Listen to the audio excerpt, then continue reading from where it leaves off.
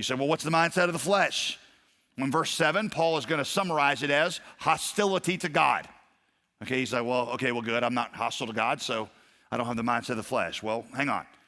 Hostility to God in Romans would be defined according to the 5 selves. I don't think I've given you this before. The 5 selves, okay? Self-will, right? I want to do what I want to do.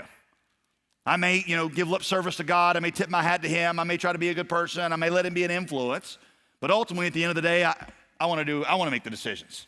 I'm okay with God being a real influence on me, but I want to make the decision. Self-will. Here's the second characteristic, self-glory. I really want to be the point. I want everybody talking about me. I want them thinking about me. I want them looking at me. I'm not concerned about how they're looking at God. I'm worried about how they're thinking about me. Self-gratification means I will like my desires fulfilled, even if it means that I've got to transgress the will of God to get them fulfilled.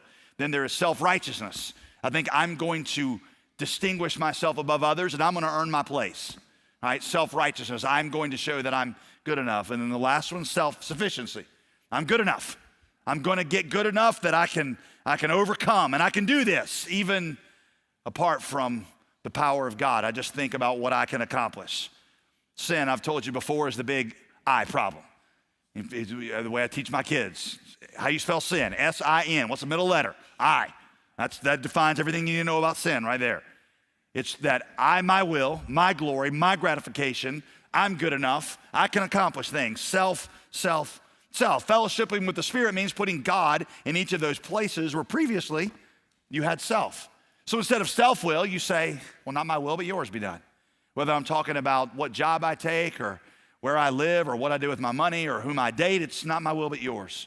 Self-glory means it's not about me, it's not to us, but to your name, O Lord, be the glory. Self-gratification means you say, hey, look, my bread, my satisfaction is to do the will of the Father. Self-righteousness is where you say, hey, I know that all my righteousness is as a filthy rag and that my righteousness is complete in you because you have become my righteousness and you are my goodness, Christ my righteousness. Self-sufficiency is where you say, I can't, but I can do all things through Christ who gives me strength.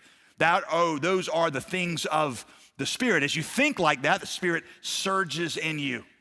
Listen, at any given point, whether you got a Bible in your hand and a smile on your face and a worship song in your mouth, at any given point, there's either a self-focus in your heart or there's a God focus.